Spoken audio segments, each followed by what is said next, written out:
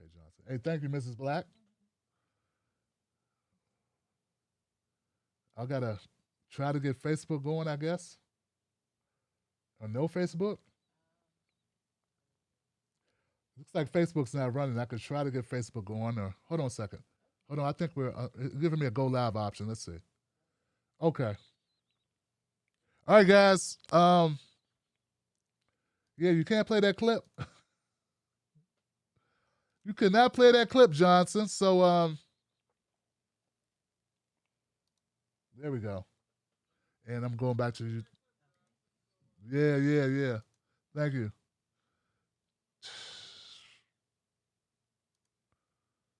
Let's see if we can get this right. Let's see if we can get this right, Johnson. I got to better get in here and see. Oh,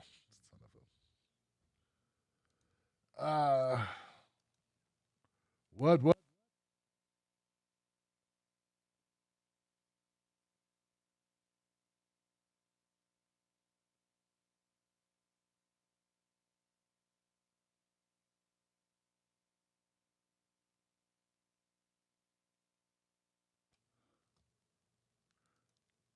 All right.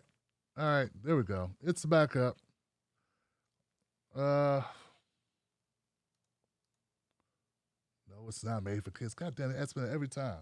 Do you have kids? Are you making this content for kids? All right, guys. Hey, what's up, Johnsons? Hey, Johnsons, what's going on? Sorry about that. I had no idea. I talked for 12 minutes, and Mrs. Black came down and says, it's like, you're not online. She says, you're not online, Tim. Tell me you're not online. I'm like, what the hell happened, Johnson? So my people on the phone line know what happened because it was sitting. My people on the phone know exactly what happened. All right. So it's okay. It happens. It's a separate clip. It's gone. I guess I won't play any clips tonight. No clips. No more clips. That's it. But I do want to make sure I get this topic out. All right. So the reason why the stream got cut is I played this clip of Shacarri Richardson responding to the allegations, responding to the ruling by the Olympic Committee that she will not be able to participate in the Tokyo in her relay, the 100 meters in Tokyo due to testing positive for marijuana.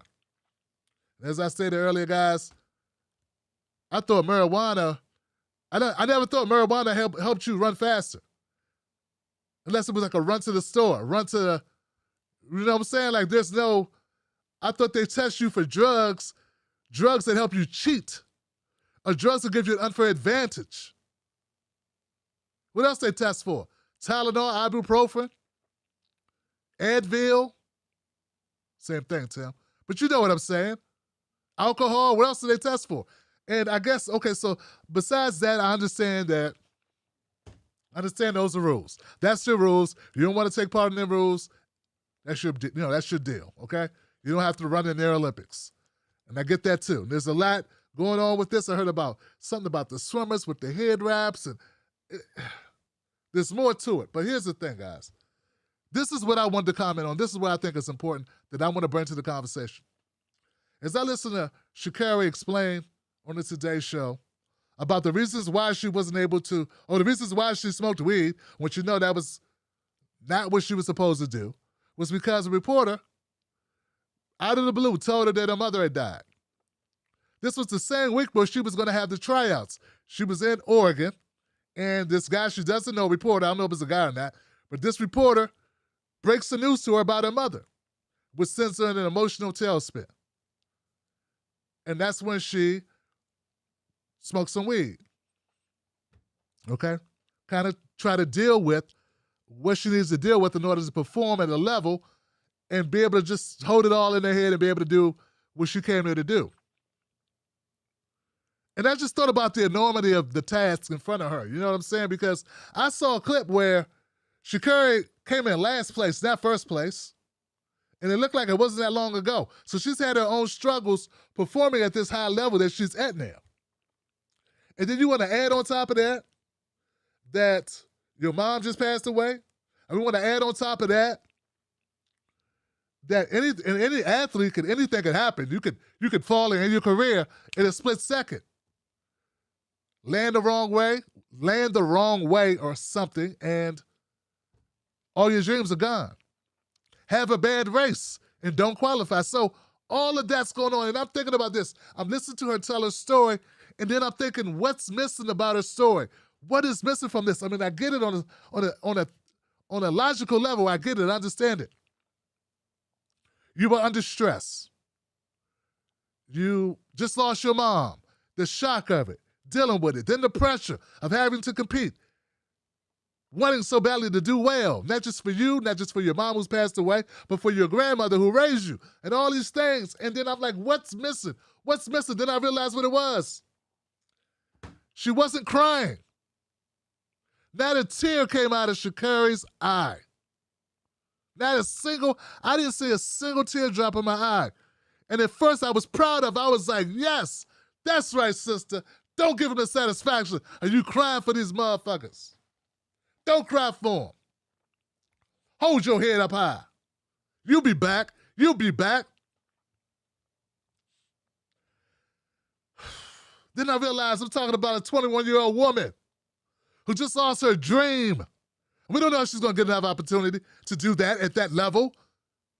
We don't know what could happen. Next race, she could twist an ankle and be out for the Olympics.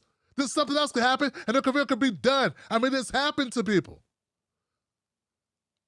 Being able to perform at this type of a level as an athlete is a fleeting thing. You get a very small window, and different circumstances can produce different results. We never know.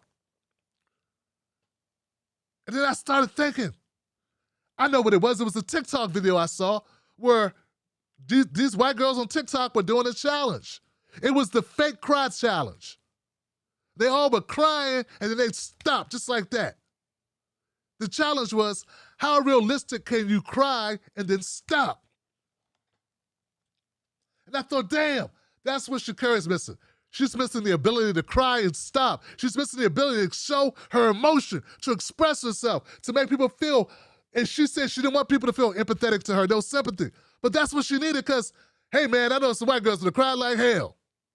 Oh, they would have cried. Oh, my God. I can't believe it. I can't. Hold on a second. I can't believe it. I'm sorry.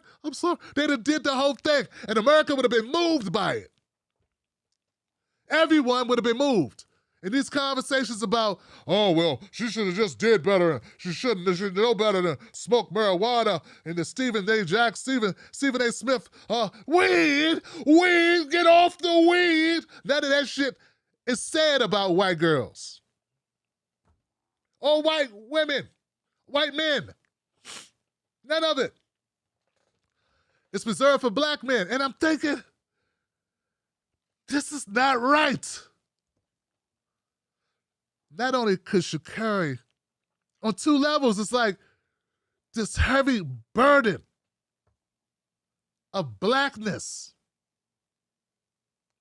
of trauma, of carrying the weight, of not feeling safe, not being able to confide, not having a place to go, not having a relief, not having the therapy. And even if you, look, as a black woman, even if you got the wherewithal to say, hey, I could really need a therapist to talk about my mom, and then she just passed, and that I don't know if I'm gonna be able to win this competition. If this thing I've been training for probably all my life or half my life, I don't know if I'm gonna be able to rise to the occasion. Even if you had the wherewithal to say, hey, I need to talk to someone, do you have the money to talk to someone? Shit, do you have the time to talk to someone? I mean, how many black women got time like that? They gotta take care of the kids, they gotta work the job, then they gotta look, they got time off, they gotta check with their supervisor, check with their manager, to check with the HR, to check with the check, and all this shit's going on. And it's like, that's something, but that's not everything, man, because as I went down this road and I was looking at this and I'm thinking deeply about what I'm looking at, and I know I'm angry and I'm upset, I feel like part of me is thinking, hey, they only give Sha'Carri an issue because she's so outspoken, she's so flamboyant, she's so much herself, they can't deal with that. They're like, turn it down a notch, woman. You're too loud, you're too lit, you're too you. Then I start thinking, there's another bigger issue to all of this. And this may be the most significant part. Like right now, this is a guy by now the name of Kevin Samuels. And Kevin Samuels gives advice to women about how to get a good man, how to get a man that he calls a high-value man. And this is what these women want. They want high-value men. So Kevin Samuels meticulously picks apart things that would keep them from getting that man. And he's very judgmental, and he's very, very focused on pointing out flaws. Not just the physical, the mental as well. And how these women, you have to live up to a certain standard. If you want a high-value man, you got to be higher value. You have to be like white women. You have to be more feminine. You have to be more compassionate, more nurturing. Why are you so tough? Why are you so defensive? Why are you so angry? Why are you so loud? Why are you so this? Why are you so this? And I'm thinking at the end, why are you so black? Black women are not white women, man. The historical record of what black, like just from my point of view, I've never heard someone say, hey, I just watched the Kevin Samuels video, and in that video, he was breaking down to that black woman, because he talks to 98% black women, he's breaking down how black women have all these hurdles in society they have to deal with. But they don't have the same luxury. I mean, just the financial stress alone is enough to take you out of your game as being like nurturing and loving and caring and where you don't have a defense, you don't have a barrier, you don't have protection. I mean, we all know that life for black folks and white folks are different in this country. We die earlier for a reason. There's a reason why. Stress. Some of our lives are less fulfilled. Why? Financial. We don't know if our children are going to survive. Women more than likely, 3 times more likely than white women that dies giving childbirth, education, debt, generational issues, trauma, taking care of sick mama. More black parents are more likely to be infirmed, to have illnesses that take them out. And like all these things, and I'm like, Shacarri does not have the luxury. And just saying, hold on a second, guys, I had a bad day. I'm having a bad week. I'm having a bad year. My mom died. Life got to go on. And she got to put on her poker face. And she got to go back out there. And some of us may choose alcohol. Some of us may choose sex. Some of us may choose shopping. People choose all types of ways to medicate themselves. But it's so much bigger than that. It's so much nuance. What I'm saying is, we have to find a way to, like if you do this work and you know, like I know the stress level.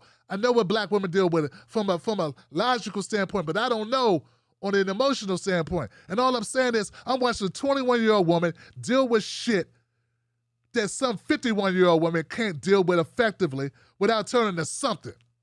And I got grown-ass 30-year-old women and 35-year-old women and 50-year-old women pointing their finger at a 21-year-old woman saying, why'd you do it? You should do better. Stay off the weed. And I'm thinking, why aren't we protecting, nurturing, at least recognizing all the shit we have to deal with and the trauma that we are suffering through? And this manifests itself in the fact Shacarri dealt with her problems the best way she knew how to deal with her problems. And then when she's on TV talking about losing an opportunity of her young lifetime after losing her mom, no tears.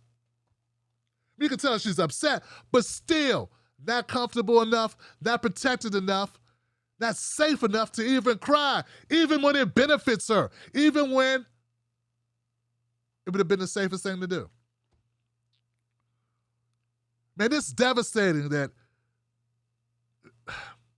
Shacarri won't be going to Tokyo to compete in the 100 meters.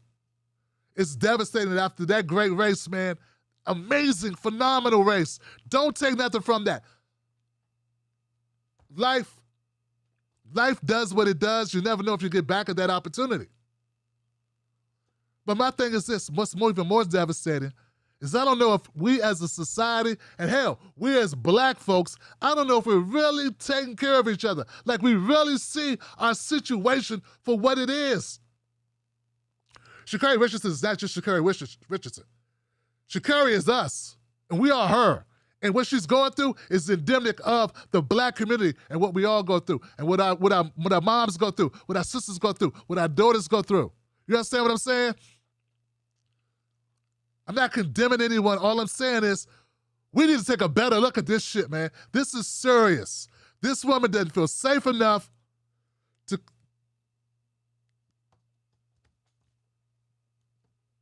to do what women do, what other women do. And we compare black women to Asian women and white women. I hear motherfuckers talking it. They don't have those lives. They don't have those lives when it comes to finances, when it comes to generational wealth, when it comes to career, when it comes to debt. How can you expect a person who doesn't grow up in an environment, the same social pressures, the same... how can you expect them to be the same? There we go, looking through the window. In someone else's life, and saying, why are our lives that way? Why aren't you like this one? Why aren't you doing this? And I'm not saying I'm not saying everyone has a pristine life. I'm not saying that. I'm not saying people don't have their own struggles. Everyone has their own struggle. But when I watched this video, man, all I could think was, why isn't this young woman crying? I have a daughter older than her, a little older than her. Would she cry? Or would she hold that shit in? We know men that go through this. We don't want to express our emotions. We're taught to keep our shit tight, to be manly men, macho. I know we're taught to do that. But our women are taught to do that too. And I don't know if everyone else's women, I don't know if all white women are taught that shit. Like it's something in us. It's strong black woman. And there's a difference. And I know I'm at something here. I'm not saying I got it all figured out, but I feel like I'm on a road to something here. And I'm telling you guys, I mean well. I don't know if I articulated it exactly the way I wanted to articulate it, but I hope that my sentiment is clear. And my thing is, I stand with Sha'Carri. I stand with her. I feel her pain, but I also feel disappointment that we weren't there for her. I feel disappointed that so many sisters, they're just out there for themselves, trying to make that shit work, trying to make that fast time, trying to rise to the occasion, trying to deal with the grief, trying to just move on, and then we sit back pointing fingers. So that's it. I could go on and on, man. I wanted to express that. I wanted to share that. We don't get that shit together. We're going to do a lot more than lose medals at Olympics. We're going to lose babies. We're going to lose more babies. We're going to lose more women. We're going to lose more of ourselves. We're going to lose this fight. All right, let's go on, guys. Give it up for me trying to recapture the magic. I went through this whole thing, man, and the damn thing wasn't even streaming. Went through the whole thing.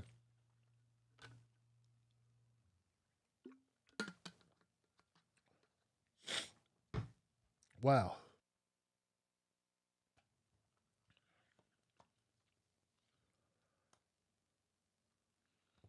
I got something else I want to talk about. I had a couple things, right? I had some clips. I don't even know if I can play the clips. I don't want to play the clips. There's been some talk. There's been some talk about the Kamala Harris and Joe Biden, that there's some issues. Issues with the campaign.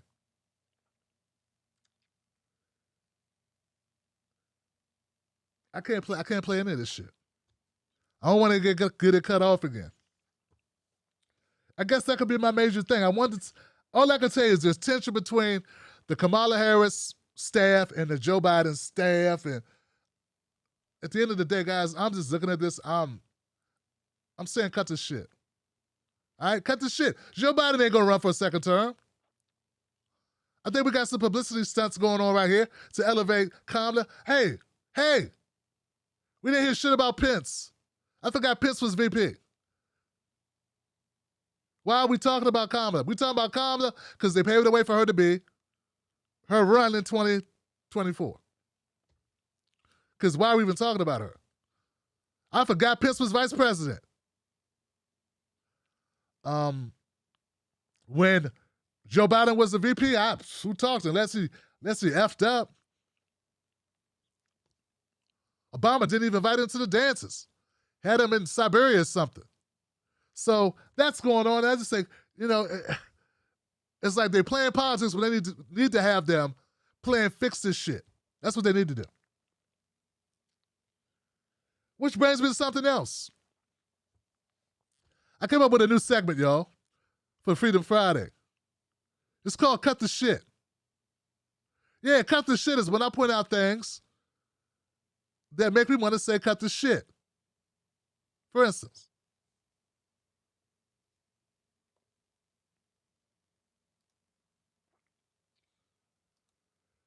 Boy Scouts agreed to pay $850 million to settle abuse claims. We're talking tens of thousands of people who said they were sexually abused by Scout leaders and members over decades.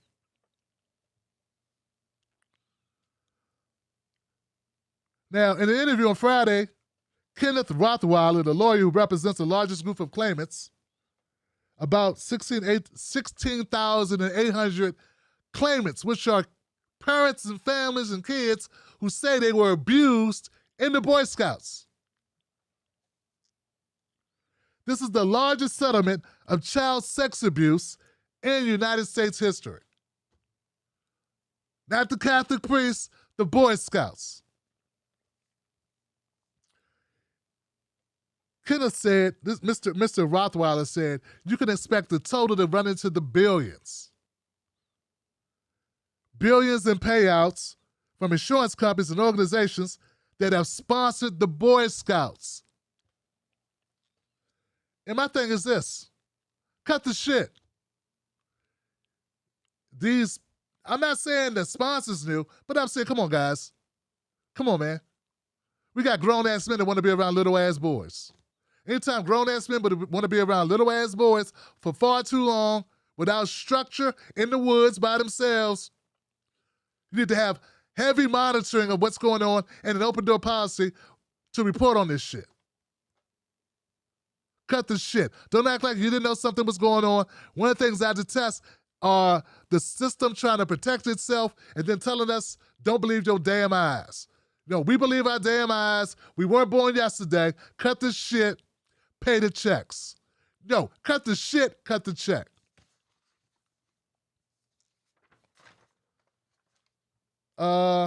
Next. I don't know if you guys know this person.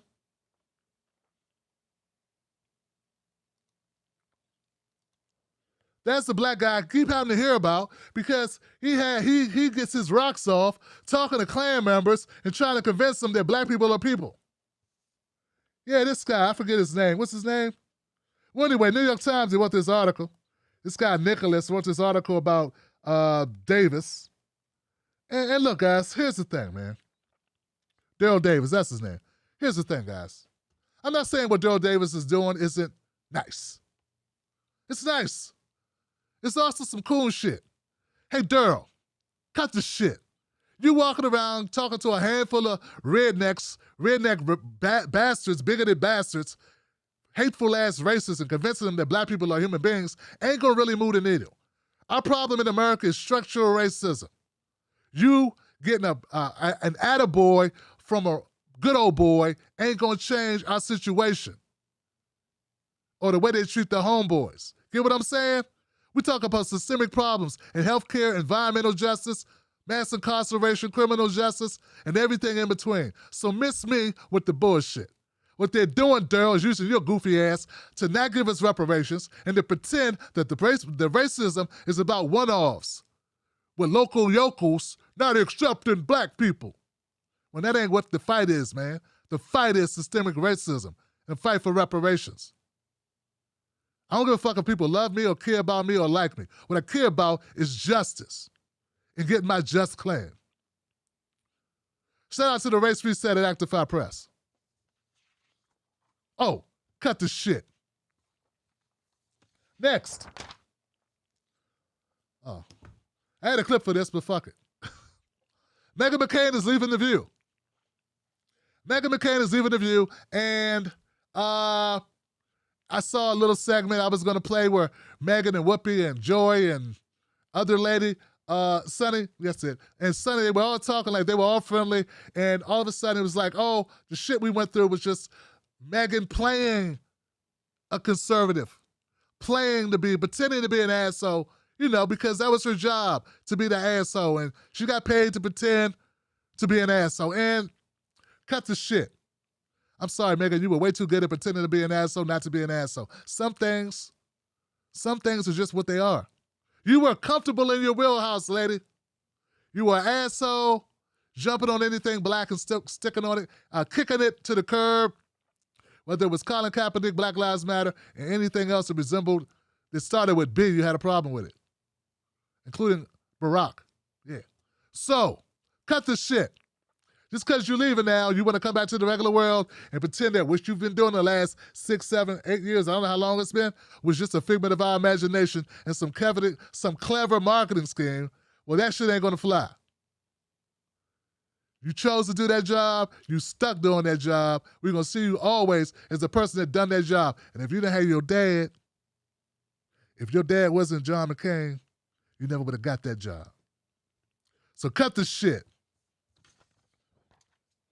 I think that's it. All right, guys. I'm going to take a quick break. I'm going to come back. What a night, guys. We're going to start the phone calls, 319-527-6212. One commercial, some water, and we are ready for Freedom fucking Friday. Stay tuned.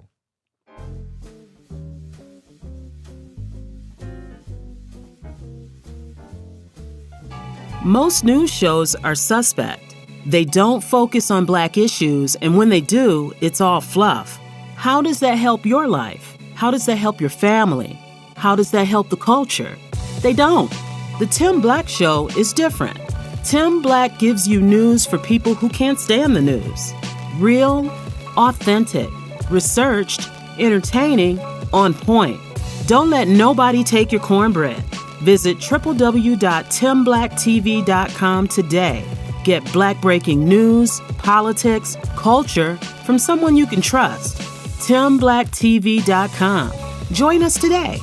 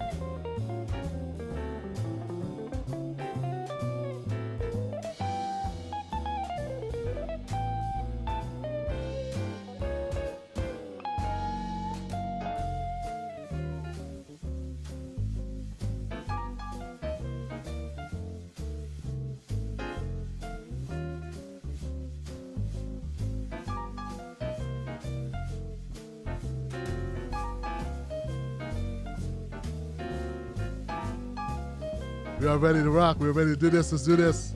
My people, my people, my people. These are my people, man. What's up? What's going on? Will, welcome back. All right. Okay, first call in queue is a 562 number. Thank you for your patience. 562, you're live, Freedom Friday. What's your name? What's your comment? Good evening, Tim Black. This your boy Marvin from California. How are you this evening? What's up, Marv? How you doing, fam? And I'm doing well, bro. I appreciate that. Actually, really appreciate it because it's specifically concerning. I'm sorry, I can't remember her name. Shacarri? The Olympic hopeful who tested positive. Yeah.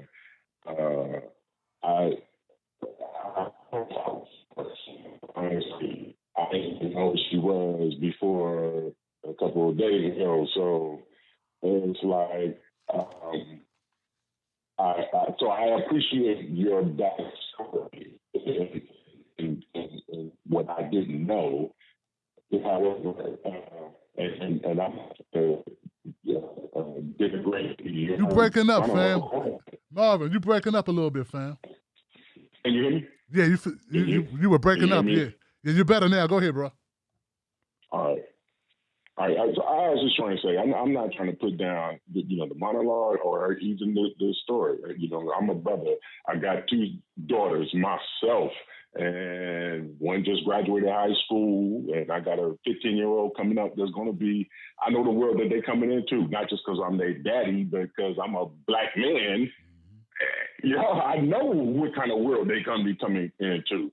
So I know, and I appreciate that backstory. However, I'm firmly on the stance that there shouldn't be no Olympics anyway. Hashtag no Olympics LA, no Olympics anywhere. That's how I'm like, I live in Long Beach. I told you before, we LA area is supposed to be getting I say LA area, even though it's called the LA Olympics, it's supposed to be coming in 2028. They're going to be LA area. Long Beach is hosting some of them things. You know what that's going to bring is increased police. So I'm like, abolish, like people was talking about abolish the police. I'm like, abolish the Olympics. Abolish that. I'm sorry for her ordeal, and I respect her poise in handling the situation under duress, really. But I'm like, ban the Olympics. The Olympics shouldn't be around. They're exploitative anyway, So last thing, and I hope you don't censor me for this, but I want to give a shout out to a person who I saw give you a shout out, and that's to Michael Graham, Actified Press. It's cool to see brothers uplifting other brothers. Peace, Tim Black. Peace, Wolfpack.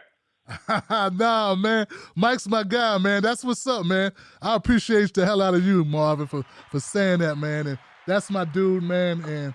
And I want to help. They do great work, man. That's all. The whole squad. They do great work.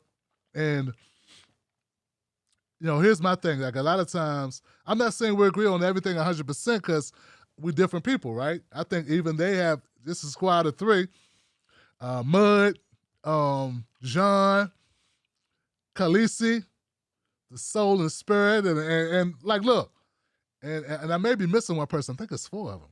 Thing is this, man, like, I'm limited sometime in what I know, man. You know that. Like, I hate to say it, but I don't, it's true. Like, I don't know everything. And like they knew all about Mark Thompson, who I brought on, who was against ADOS. I didn't know that. You know what I'm saying? And they're like giving me the rundown afterwards. I'm like, damn, man, I need to branch out and work with people who have expertise, the subject matter experts in certain areas, just so I can be more informed to be able to give a better, give better information out to my squad, my people, to my audience. So shout out to those folks, man. That's what's up. I don't want to take too long on it, but shout out, man, because that's what's up, man. ActifiedPress.com, ActifiedPress.com. I think it's a .com. Michael Graham, the whole crew.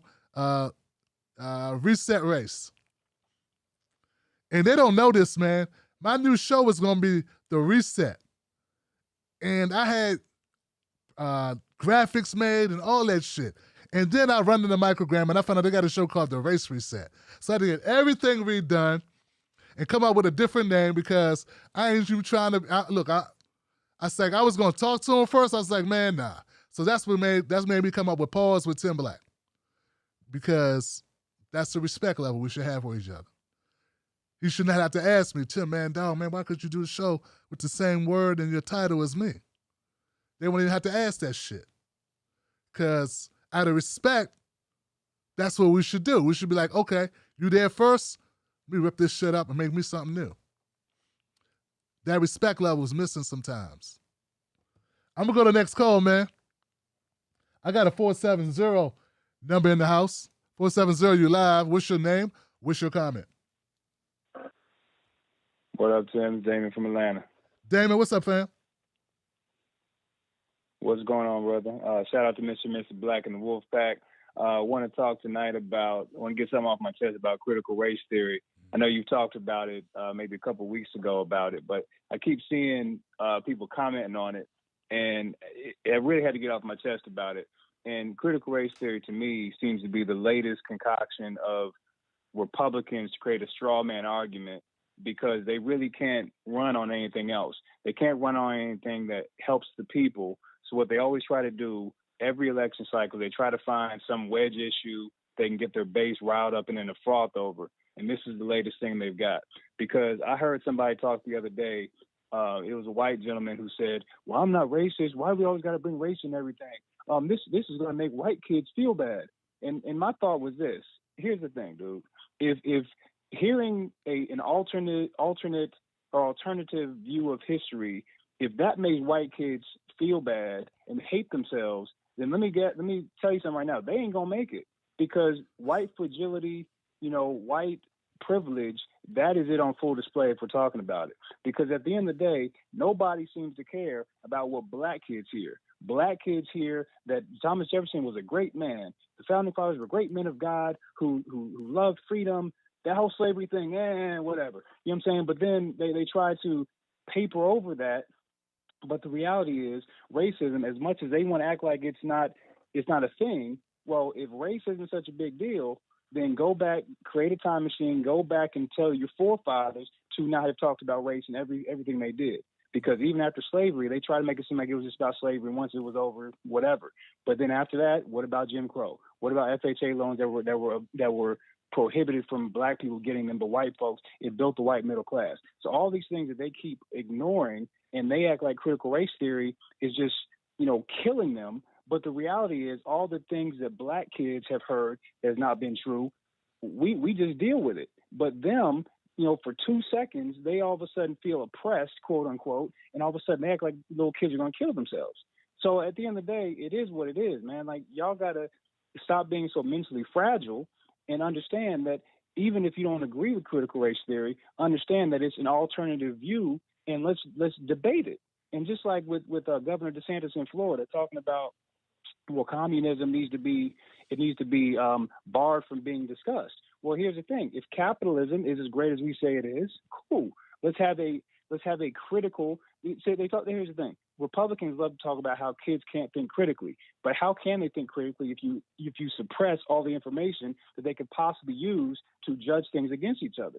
If communism is so diabolical, cool. Well, here's how capitalism is better than communism. It sucks, cool. But if you completely ignore or suppress them hearing about communism, as much as we may think that it's bad, how are you trying to create critical thinkers? They talk about Democrats and liberals or snowflakes, but what are they being if not snowflakes, just on the reverse end of it, when they don't allow alternative views that buck up against what they believe to be shown? So that's pretty much what I had. I had to get that off my chest. I know you talked about critical race theory a couple of weeks ago. I didn't want to necessarily, hit that hornet's nest again, but I had to get off my chest. I heard somebody say that, what if white kids feel bad about themselves? I'm like, suck it up. So anyway, that's all I got, man. Have a good one. You too, D, man. That's what's up, man. I appreciate the phone call, man. I wish, come on, man. It's you're right. You're absolutely right, man. It's up to a family. It's up to the parents. It's up to them to, expose their children to different things. And And look, man, the reality is our history is you want a lot of your children? Is that what you want to do? I mean, it's not alternative history. It's the history. It's the truth about history. You don't want to know the truth?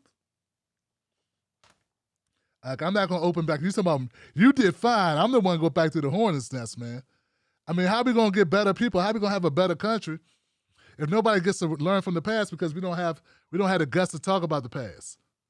And the past ain't that long ago. We can't talk about, I mean, there are white kids I know watching who don't realize the Voting Rights Act of 65. Now, I wasn't born yet, but my mom was. Like, they don't understand, these kids don't understand the different generations and the different attitudes that black people have, for instance, because they don't understand the history. And some of our black kids don't understand the history.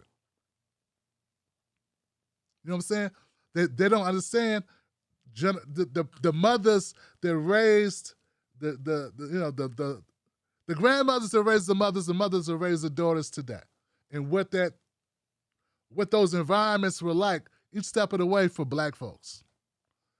The social contract, the social constraints of living in a society, segregated society, a society, no blacks here, no blacks allowed, backdoor blacks, go to the back door. Sundown towns you better not be in at sundown or you will be lynched. How black people fled the South to go north just to find a different flavor of racism. People left their homes and their property that they owned, got ran off their property by fear of death, Johnson. I'm trying to tell you, most people don't even know that shit. Here goes one last thing and I'll go. I remember in the early 80s going on road trips with my parents, and they'd always pack lunch. They'd always pack some food in a container for us to eat on the way. And I would always wonder why we couldn't stop and pick up food. Well, that's because my parents grew up in a time where you didn't stop. You did not stop. Because you did not know what was before you if you stopped at a place you weren't allowed to stop at or you were not welcome. You and your family could get killed. So black people gassed up. And there were designated places where they could stop, man, that were safe to stop. Designated places they could spend the night if they had to. We didn't just stop anywhere and get food because we were black. This is America. We're not talking about 1862, 1912, or even 1932. We're talking about in the late 70s, early 80s, man.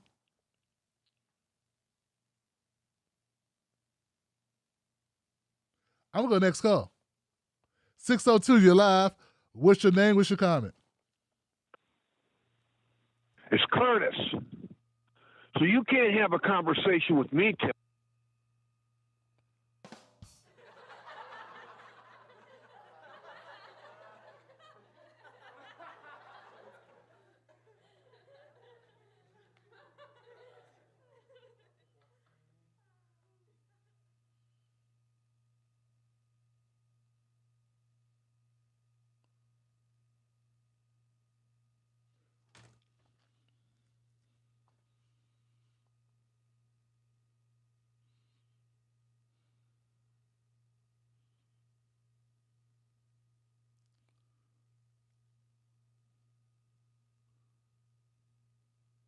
I can't believe this motherfucker called my phone, man.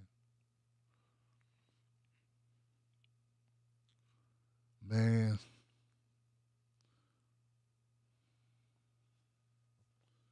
This motherfucker.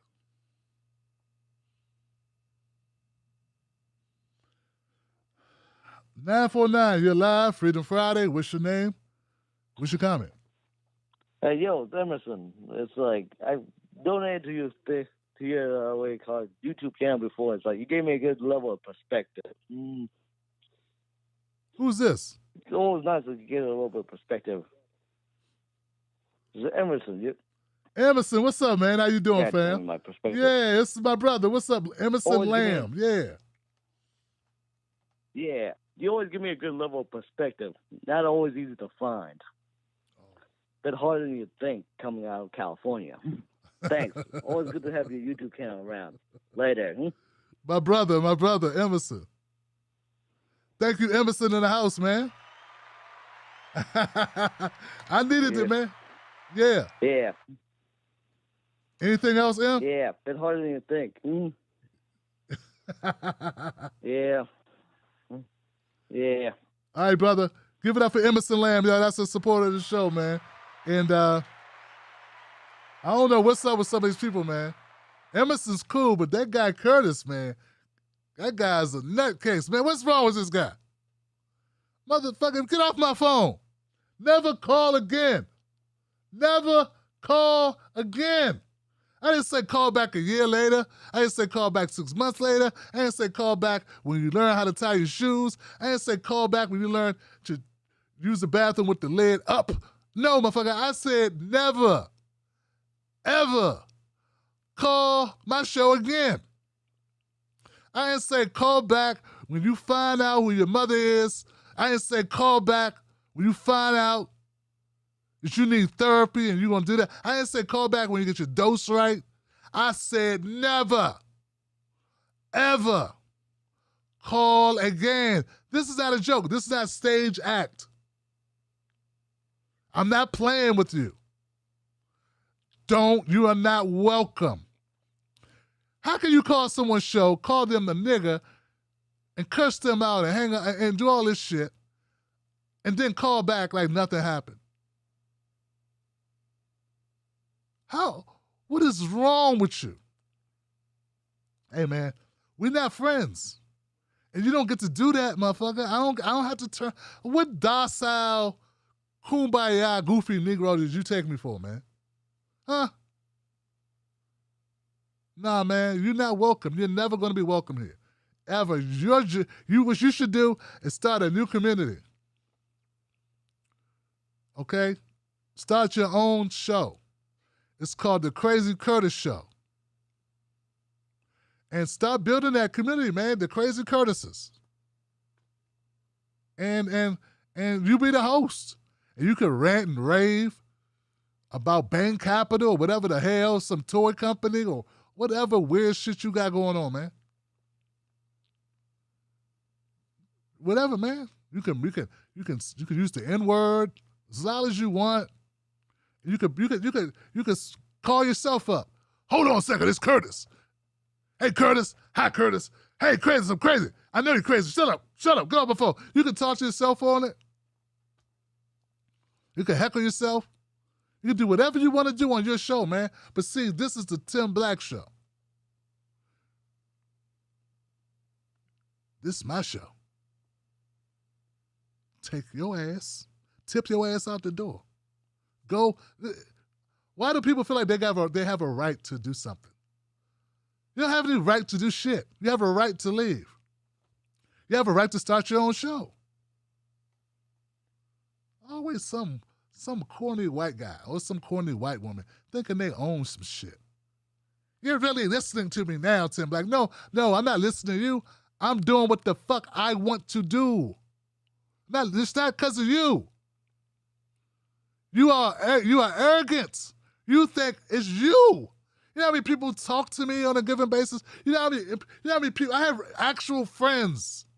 You think I do something, oh, Tim did this, he must listen to me. No, dumbass. You know how many people are in part of my life who are part of my circle? You're not in my circle. What's wrong with these people? There are people here who are arrogant as hell. They weren't with me when I built this show. Some of them don't even contribute to the show. But they think they have a say in the show. They think they are influential. They think that they are running shit. And then you have people like Curtis, who though are funny as hell to make fun of and mock, that's not what we're here to do. Dude, I did not want to deal with you today. I never want to deal with you again. I'm asking you kindly, sir, kindly, Master, could you please stop calling my show?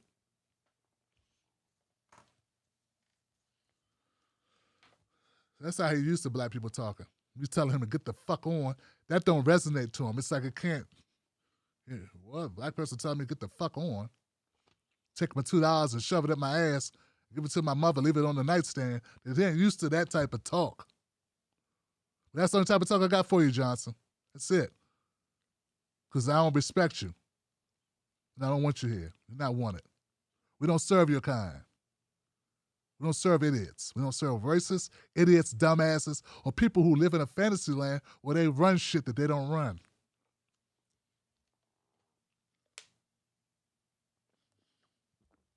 I'm going to go next call, though. That's what I'm going to do. Both parties suck, Johnson. Now, this shirt. See this shirt? So here goes a lot of, look, check this out. You can get a shirt with this on it. I can't even do it. With the Wolf, man. Shit. Okay, so we got the Wolfpack shirt. We got Both Parties Suck shirt. And, of course, we got the TBTV emblem. You get shirts, hats. Hell, even get a face mask when they go outside. And we got the cool Gator joints. Go to TimBlackTV.com. Follow a link. You'll see my shop. It's all there, Johnson. Support independent media.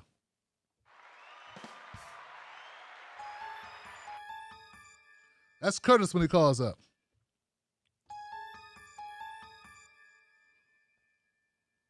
All right. 707, you're live. You're live, Freedom Friday. What's your name? What's your comment? Hey. Hey, this is Sean. I called last time. I wanted to talk about what was the woman's name again? I forgot. That got the shaft for smoking weed. What was her name? Shacarri Richardson. So Shacarri Richardson. I did not. So I did not know about the mother angle. So I went from feeling bad for her to feeling angry for her because, like, I've had 3 years to deal with the loss of my mother. She is freshly going through it, and to not only lose a mother but to lose your dream. Like, I fear for her safety. I fear for her mental state because I don't think the Olympics knows or even cares how much that they have crushed this woman. Like, the worst thing that they could have done is have a cop beat her up. Like, on top of that, like, they might as well with how cruel that is. And I remember times like, I try not thinking about my mom when, like, 3 years ago, and I would just break down crying. And I can imagine that before she even got on the interview, she probably had a really good cry and was all teared out. So, that might explain why, because I saw emotion on her face and I could see her, holding back a little bit. But you could tell, she was keeping it together because she probably already had a pretty good one before that interview. But I'm kind of feeling shaky right now because, like, oh my God, like, I can't imagine, because it's never happened to me, to not only lose a mom but also lose your dream. And I hope to everybody listening right now, like, to lose a mother, somebody and to lose a mom that you have had a close connection with, that is so crushing for anyone. And I'm repeating myself, but it bears repeating. She lost her dream.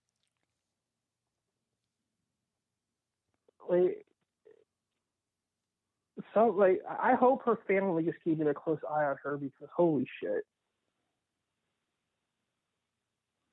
I feel you, man. But thank you, Sean, for the phone call, man. I appreciate it, and we share the same concerns for the most part about her well-being. You know what I'm saying? And I think that just coming from a perspective of blackness and just knowing some of the data surrounding black women and what black women deal with And not being a black, being a black man, obviously, still I'm aware of this shit.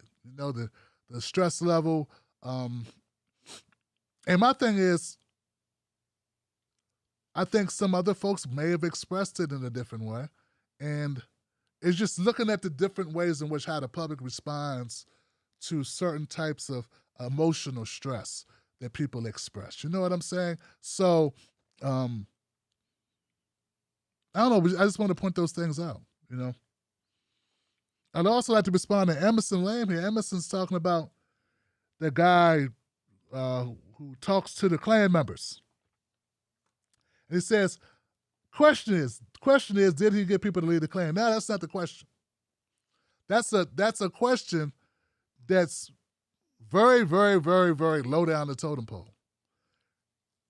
See, too much focus on what one individual was able to accomplish with a particular individual Klan member is taking away, is a distraction from our fucking police system, our judicial system, which over-sentences black people. Talking to one Klan member and getting him to realize black people are not dirt people or mud people doesn't move the needle like focusing on our prison industry or our judicial system that systemically, repeatedly hands out way more fucking time to black people for the same crimes. And it's a distraction. It gives white people the impression, all the problem is we got a few bad apples. It's that type of mentality. It's not just Derek Chauvin. It's his trainers. It's the other cops. And it's not even just that police department.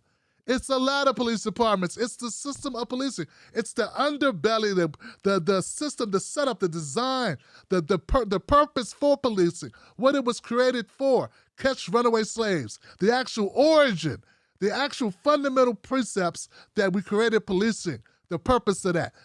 So to say it's enough, bruh. Oh, it's really about to just get one white guy. Hell, I'd be happier if the focus was about some white guys who were Klan members who went around and helped build black communities and help rebuild black communities. That'd be a lot more. You understand what I'm saying? You get what I'm saying here? I'm not sure you get where I'm coming from. See, it would be a lot more beneficial if the story that I keep seeing was not people bringing on this black guy that goes talks to one-offs with white guys who think black people ain't shit, are subhuman. That's not the win. Now, what would be more of a win, but still not where I want to go, would be black Klan members, Klan members or white supremacists who have, instead of being white supremacists, have gone on to use their power, their considerable power, their cousins, their families, their networks, to do things like build a black Tulsa, Oklahoma, Black Wall Street, to go and create, to help black farmers who are disproportionately being disenfranchised in this country. You understand what I'm saying? So this guy's in the fucking way. He's in the way, and it's for his own self-benefit. It's for his own self-aggrandizement. Where look at me, I help whitey. I help white people. Look at me, I'm a great guy. I get these white people to see past race. That ain't enough, man. And even if we want to say on a moral capacity, this is a noble thing to do. I will say, yes, it is a noble thing to do, as is to walk an old lady across the street, to help an old man with his stalled engine, to mow a grass, to pick up a lawn, to cut your neighbor's lawn. These happen every day. But the focus on it. How many times people are going to write an article about this guy? As if this is what we need to do. Like this is solving the racial problem in America. No, cut the check.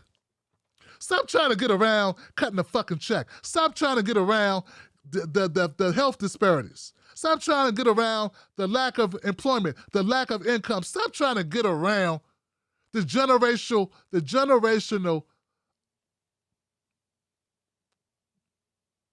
debt. Okay? Let's stop trying to get around the real issue here. and stop pretending that this guy is not camouflaged for that. It's like, dog, it's great we got GoFundMes. You understand what I'm saying? It's great that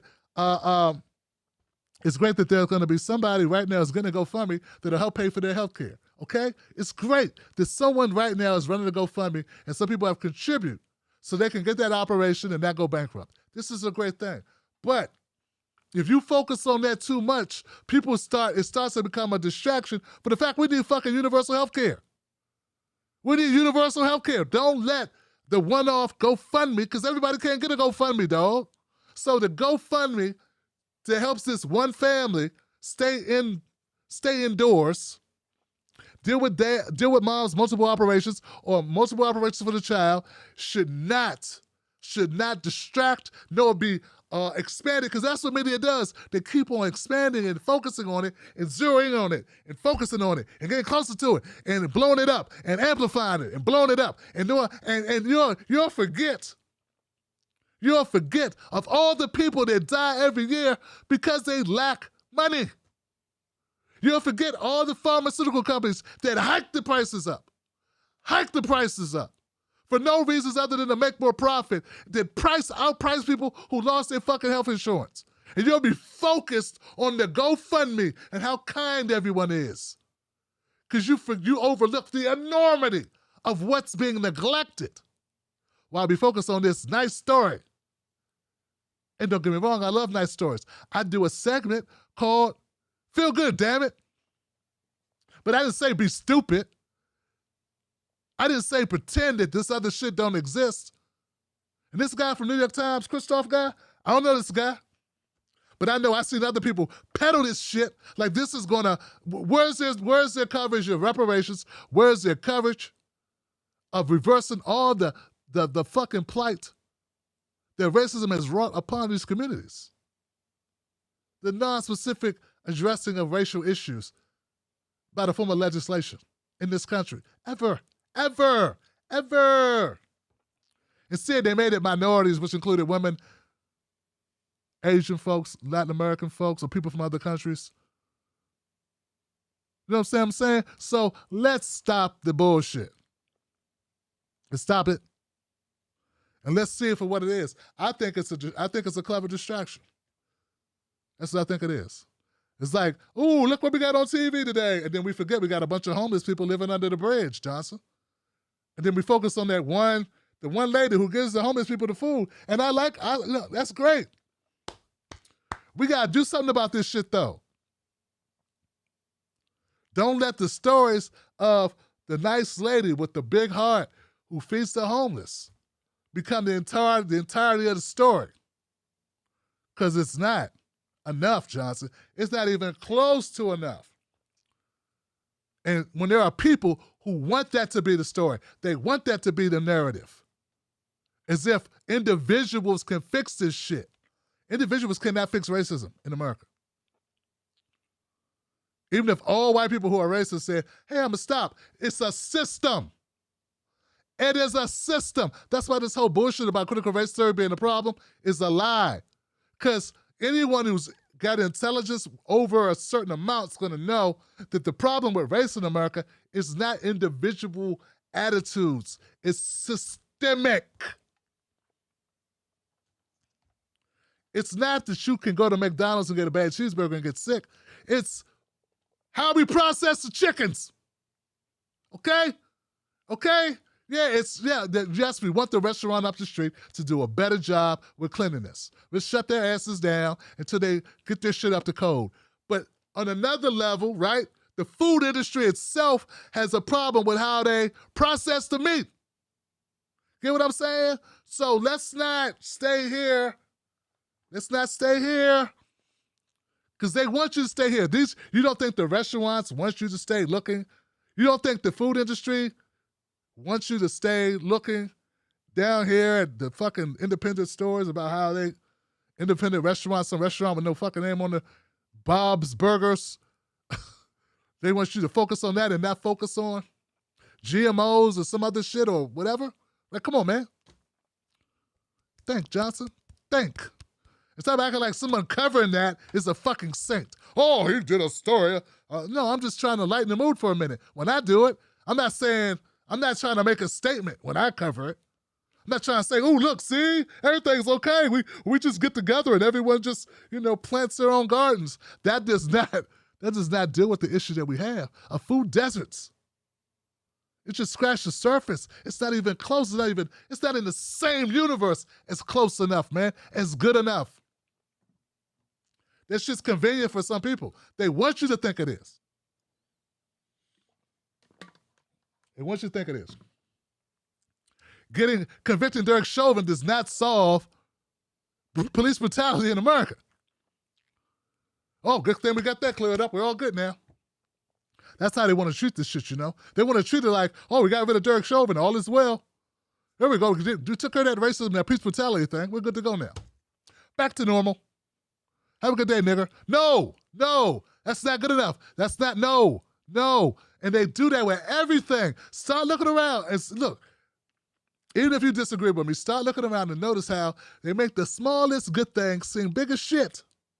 Meanwhile, the huge wrongs. Silence. It's by design, Johnson. It's everywhere. That shit is everywhere, Johnson. That shit is everywhere. All right. I hope a couple people were inspired to call up. Other than Crazy Curtis.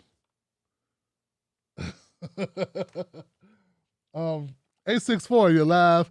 What's your name? What's your comment? 864.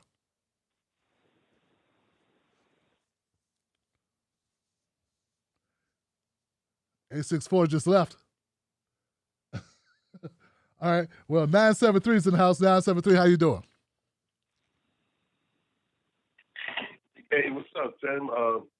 This is John C.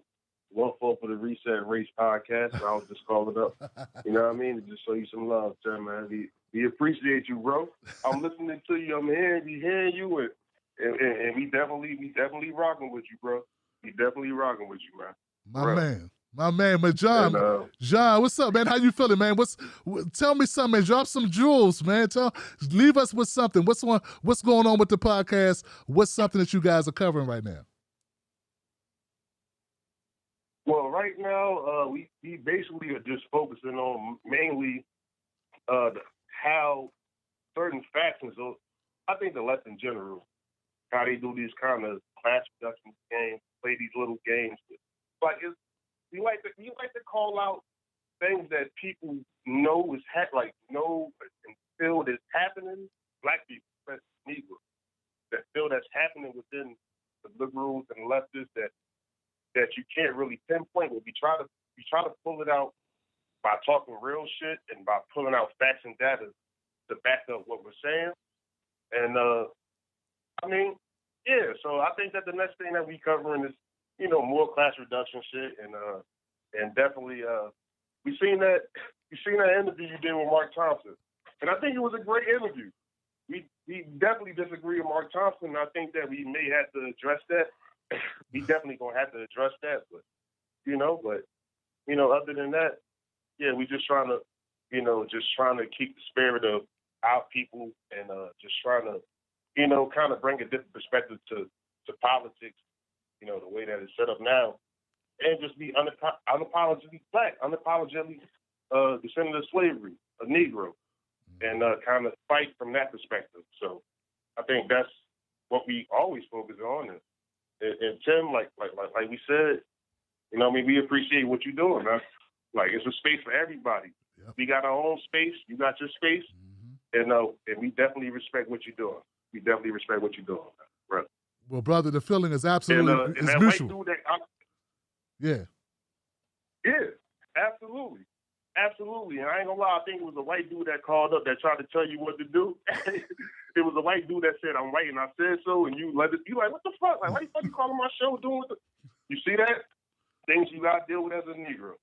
The crazy part is that Tim, you are one of the most calmest, you don't even we push you push issues, but you give people you give a balance of things. You let people come on the show that have different opinions than you, and you let them come on and they talking, but you just did never let go of your blackness.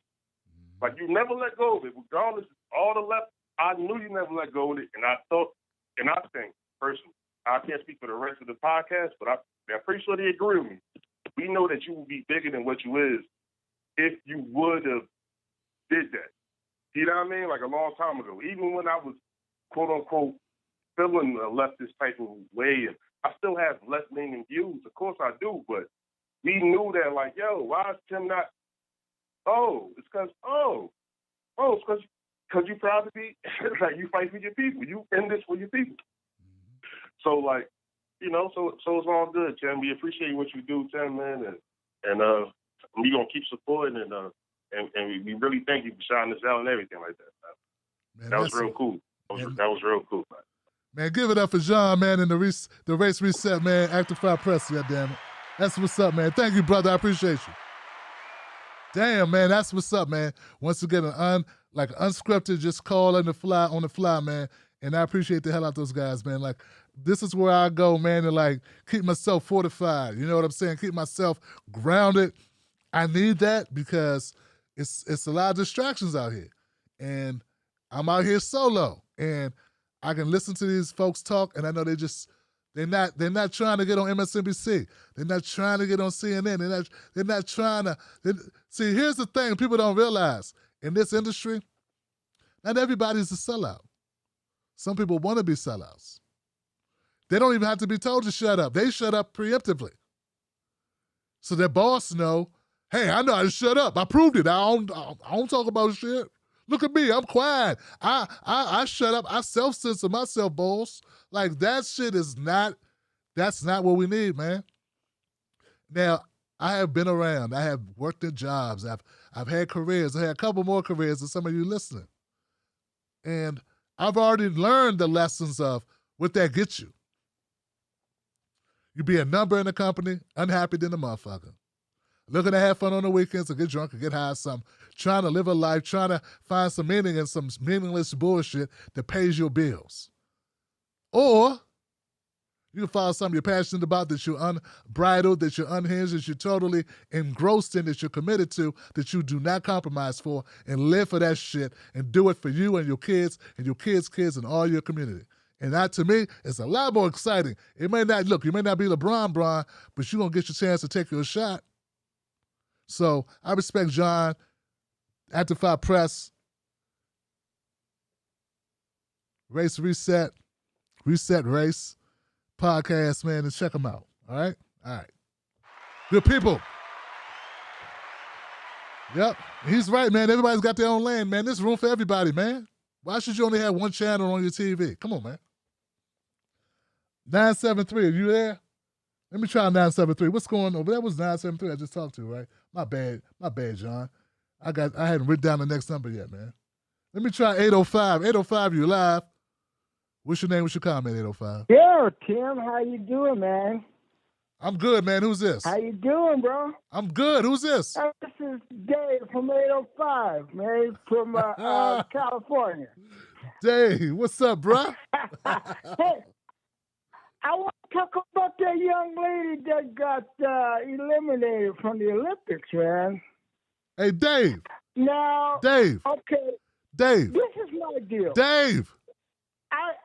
Are you high? I used to be. No. Oh, okay. Absolutely not.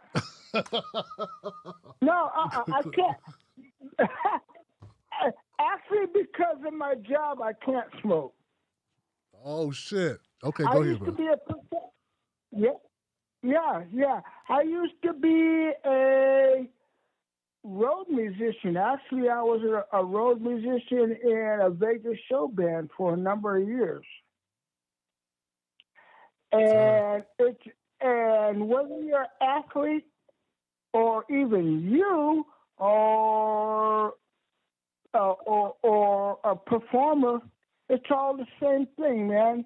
It's like your monkey suit is sitting in the corner. You put it on, you strap up, you put your best face on, and when the whistle blows, the horn sounds, the clipboard slaps, or the curtains open, it's all the same. When you on, you on. You know, and you get paid by being on all the time. And that's just the way it is. That's life. My brother. When you're on, you're on. And you just got to do what you got to do to be on. And I feel sorry for the young lady. She did what she had to do to be on when the whistle blew and the horn sounded and the this and the that. And I've been in situations where I've been thousands of miles away from home when things happen. But I had to strap up, put on the monkey suit, step on the stage, and be on when I'm on. My brother. And, well, you know, that's life, bro. That's what it is. That's all I got to say, man. Well, that was some deep shit, Dave. I appreciate you, man. It's calling it like it is, man, and reminding people. And look, family, actually, I think your point hit on something. Isn't that the story of us all? And isn't that the story of so many others, as you stated, in Hollywood, in sports? Hell, even I do the same thing. Brother, I was just remarking at the beginning of the show how it's stressful trying to pull the story items together, trying to pull the pictures, trying to pull the video, trying to get the text, getting everything set up, looking to research what's going to be good, what do my community want to hear about, what's going to be interesting to the Tim Black audience, but when it's time, when it's hit stream, oh, fuck it then. Like, all the stress is gone then. I'm not uncomfortable doing this show. I'm the same way in person. When I was performing in Oregon or Philadelphia or Salt Lake City or wherever I was, Ohio, Columbus, I was good. Room full of 100, room full of 300. It's all good. Because when I step out on the stage, it just all washes away, man. It's that moment. And see, what my brother's saying is true. When we know it, man, we say, why are these people in Hollywood this way? Why are these sports people this way? Because they have to rise to this occasion. And when you have physical ailments or physical disabilities or pain, or nobody want to hear that shit, you got to go perform. You got something happen. Dog died. Wife mad at you. Husband cheating on you. 90 seconds. You gotta go out there and do your damn job. Huh? Because that's the contract. And in my business, there is no one to call. I have nobody to call into. There is no backup. But thank you, Dave, for calling, man. That was a real convo right there, brother. 360, you're live. What's your name? What's your comment? 60 seconds. Hello, Tim. Can you hear me? Yes. Well, this is not Crazy Curtis, but this is Ramona from Washington State. Haven't heard from you guys for a while because I just can't stay up this late. But I made myself do it tonight. I wanted to see you guys, to see you and to hear the comments. I've been missing you. How have you been? Excellent. All right. Well, your comments about reparations and GoFundMe just seems to me almost two sides of the same coin. Let me explain in that rich people justify having more than everybody else. 10 seconds. And refuse to accept the idea that if there weren't unfairness and inequality, we wouldn't need charity. We wouldn't need GoFundMe. And if the right thing had ever been done at the end of the Civil War, then we wouldn't be in the mess that we're in. But the only people that got reparations were the plantation owners. They were given compensation for the slave property, quote unquote, that they lost. That's the ugly facts that we do need to impart to our children. And again, to another point that you made about children not being as fragile and being able to accept the truth, the facts. I've taught for years. I'm retired now. But every one of my 5th and 6th graders knew the term dead white dudes, because the minute we'd start reading things in the history books in social studies, we'd say, oh, yeah, another one of those dead white dudes that have to put their name on something. Anyway, Tim, again, been missing you guys. Thank you for letting me call in, and talk to you later. You got it, Ramona. Thanks for the phone call. And she's right. If America would have done what America said it was going to do, then we'd be in another place. And they could do that today. And we could then start focusing, as Khaleesi says on the Reset podcast, we start focusing on that class shit. But nah, we're not going to focus on the class shit till we focus on this, because this is something that's way, way, way, way overdue. Dr. Sandra Darity, I just talked to him today about this. You know what I'm saying? So I appreciate your candidness and your frankness and your speech there, Ramona. And I know you understand where I'm coming from on this. And I'm glad you had this teaching background. And students can take a lot more truth than people give them credit for. I mean, what do you tell the kids about World War II? America dropped nuclear bombs, atomic bombs. Atomic bombs. Did the kids know we did that shit unpreemptively? Like, this shit was unnecessary. We did it as the war was winding down, just because we figured, hey, we won't get a chance to really try this shit out. So, Nagasaki, here you come. Hiroshima, here you come. Did not have to do it. Saw it as a window of opportunity to kill hundreds of thousands of people. So I guess the students don't know about that either, because that make America look bad. We won't want them to know accurate history. Let's pretend we had no choice but to kill men, women, and children. Let's pretend. 719, you're live. What's your name? What's your comment? We had no choice but to kill men, women, and children. 719. I hear you listen to the show, but I don't hear you. You're live. We had no choice. Hello? Yeah, could you please cut down your whatever that is? You're live. Hello? Yes. What's up, now? Well, hey, Tim. Hey. Is this me? Yeah, this is you. Who are you? Yes, 719. Oh, okay. Hey, man, this is Terrence from 719. I just wanted to say, calling for the first time. I'm not necessarily a member yet, but I'm I've been checking your content out, and I wanted to say I think you actually bring truth to the power, man. And a lot of people don't. And it's sad how they put it out there. Like, they want us to know, but they want to shadow it or film it. You know what I'm saying? They want to put it in a situation where it's all subliminal. And I just wanted to say, man, I appreciate you.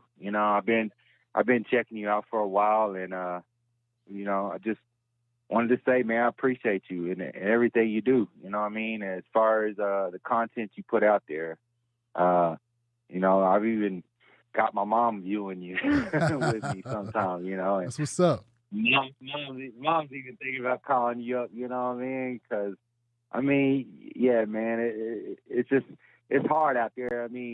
I know how hard it is. I'm not there, you know what I'm saying? I don't do the podcast thing, but something I would want to do, because I feel like I got words to say, but at the same time, I realize not everyone can do that. You know what I mean? It's not feasible for everyone to really do it. But you know what? I just wanted to say, man, honestly, I appreciate everything you do, man. And I appreciate you having this channel that we can actually call in and listen and get opinions. And, not opinions necessarily, but get views off of other people. And I appreciate you, man. I just wanted to say that. And, And I'm looking forward to the membership because it ain't too many people out there, man. And some people I question, not really wanting to say names, but Benjamin Dixon. I mean, I kind of question them sometimes. It's black people, man. And, you know, you got to be careful with the content you get. And I just wanted to say, man, I believe your content is one of the best out there. And that's all I wanted to say, Tim. Thank you and for all you do, man. My brother, Terrence. Give it up for Terrence, y'all. You got it, brother. Man. But he's the choice of a new generation. Nah, man. Terrence, man, thank you, brother, for calling up, man. And I appreciate you. Tell your mom I said she's welcome to call anytime, man. We're all Johnsons here. You know what I'm saying? So the door is open. Now, you act jacked up like Curtis. Curtis is crazy. You act like that, you have to go. But until then, you're welcome. You said something that's funny, bro. You said, Tim, you just tell it like it is, and like you said, I don't sugarcoat it, and I just keep it real. That's because, hey, this is who I was 5-6 years ago. I'm gonna tell you something, man. I'm getting back to who I was. Because I was so hard. I was so roof. I was on 10. And I did not give a damn. And then I dialed it back a little. So let me dial this back a little bit. My son at the time was like, God, he was like 13, 14. He had dad yelling on the computer, you know what I'm saying? Let me dial it back a little, like 15, let me dial a little bit. Dad yelling and cursing and acting crazy, calling people out and all. And my wife was looking at me, what are you doing? You know? But I was right. It's better not to give a damn, Johnson. Just let the chips fall where they may. Now, I have become more seasoned and I'm more prepared. I'm more relaxed, even more so. I pick my battles a little bit better. I realize the power of the microphone now that I didn't before. But now I'm getting it back to the zone where, man, there is no reason to try to spare people's feelings, to try to do this shit the nice way. I'm fighting for a cause. I'm more crystallized. I'm more focused on why we do this shit, why I do what I do. I don't know why anybody else does what they do. But this is why I do what I do. Because I believe it matters. It's going to matter to my children. It's for my legacy. It's for my children. It's for your children. It's for your neighbors. It's for our community. It's for the culture. That's why. It ain't for me to look good, to sound smarter than everybody else. I get tired of hearing people do a lot of posturing and a lot of fake, phony shit. That's probably what you hear from some of these people. It's like they're trying to get a date. I got Mrs. Black. I'm good. I'm trying to make a point. I'm trying to prove a point. I'm trying to save a community. That's what the fuck I'm trying to do. And I ain't trying to kiss no party's ass. Look, both parties suck. They won't even wear that shirt. I'll buy them the shirts if they're wearing. They would never wear that shirt. You know what I'm saying? Because they don't believe it. If you wear this shirt, you can't get your buttermilk biscuits on time. You know what I'm saying? Because you got to kiss somebody's ass to get a check. So I'm not into that, man, bro. Terrence, we're going to keep it real. We're going to see what happens. I'm not telling you it's going to end great. I don't know. They blew Martin Luther King Jr.'s brains out. They assassinated Malcolm X. I don't know how this shit ends for us. But we can go down swinging. What else you gonna do? I'm from the Paul Mooney School of Hard Knocks, man. So I'm gonna go next call. 864. Okay, 864 again. 86. Hi, Tim. It's David Field. Hey. Oh, sorry. Hey, David, what's up? Sorry about the bad connection. No problem. Hey, I'm doing okay. We actually spoke last Friday. This is my second time actually calling in. Cool. And out of all places that I'm calling from probably one of the most racist and most regressive, not progressive, regressive states of all, South Carolina, of all places. And what really bothers me is that you have all these dumbass, right-wing regressives. I don't call them conservatives because they're not trying to save anything. Conserve means to save. They're not trying to save anything. They don't want to save Social Security. They don't want to save Medicare. They don't want to save Medicaid. They want to cut it all. So that's not conservatism. That's regressivism. And so, the problem that I have is that, you have people like Tim Scott who says that, that America's not a racist country. If that's true, why is it that our black brothers and sisters are more likely to get shot than a white person? And why is it that, like you said many, many times, why is it that a black woman is more likely to die giving birth than a white woman? And also, and to say that South Carolina is not a racist state, all proof is in the pudding. It was the first state to secede from the Union and all that. And on top of that, South Carolina still has a lot of hate groups in it. It has groups like the League of the South, which is a neo-Confederate group. You have the Dixie Republic, another neo-Confederate group. And then you have this name is just absolutely ridiculous. It's called the Patriotic Brigade of the Knights of the KKK. Patriotic? How about terroristic? How about terrorism? And, it's just absolutely atrocious. And then, of course, aside from Tim Scott, then you also have Lindsey Graham, who's just bought and paid for. This guy is just he's a real piece of work. Right. Yeah. And so, that's the problem that I have. And, as long as I'm alive, I'm not going to go along with this. I intend to fight white supremacy because, and like you said, it's systemic. And a lot of it is rooted in greed because systemic white supremacy is connected to systemic greed because of the system that we have, because it's all fueled by dark money in politics. And, very true. It's always, yeah. So, but yeah, and I'd like to say thank you so much for speaking truth to power and just putting these issues out there and just to really, keep fighting, Tim. Don't let people like that crazy guy, Curtis, down, man. This guy is just this guy sounds just like the rudest, most arrogant. This guy's just a fucking asshole. So don't let that asshole put you down, Tim. Keep doing it. Keep fighting. And we're with you all the way, Tim. Hey, Thank man. you. Have a good night. Hey, you too, David, man. Give it up for D, man. Calling up, man. Speaking truth to power, man. Yeah, you're right, man. I ain't worried about them. I'm not worried about Curtis, man. That's crazy. Yeah, good points, though, man. Good points. And I remember your call, David, because you were upset last time, too. That's right, David. Keep calling up and venting. Venting is good for you. You know what I'm saying? Get it out. Say that shit, And South Carolina, man. South Carolina. They had a restaurant in South Carolina we drove past, man. What was the name of that shit? Oh, that was North Carolina. Yeah, South Carolina, man. Woo!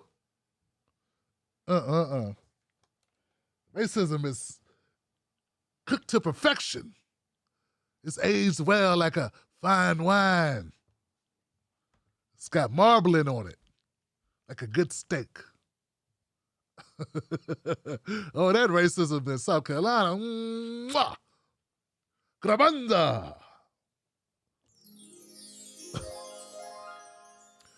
The racism we have today, oh, you're going to be excited. It's amazing racism. We got this type of racism you can't find everywhere. It's from a special strain, a special grain of racism that's grown in the eucalyptus mountains, out in the Caucasus Mountains, far, far away. And that only the most pristine conditions should be prepared and served. It's maintained and 1,000 children, souls of 1 million black dead niggas. Oh, racism. Bunch of 1,001 naked Karens have stood, and yelling Karens have stood and seeded and gave birth to it, and it was roasted on an open fire of Negroes burning in the sun. On a plantation. Our racism in South Carolina. Our racism in South Carolina. Yeah, man, for somebody to part their fucking lips and live in South Carolina and be like, America's not a racist country. Well, South Carolina sure as fuck is a racist state. Your ass is a lying motherfucker. There are racists in South Carolina like, where the hell is he talking about?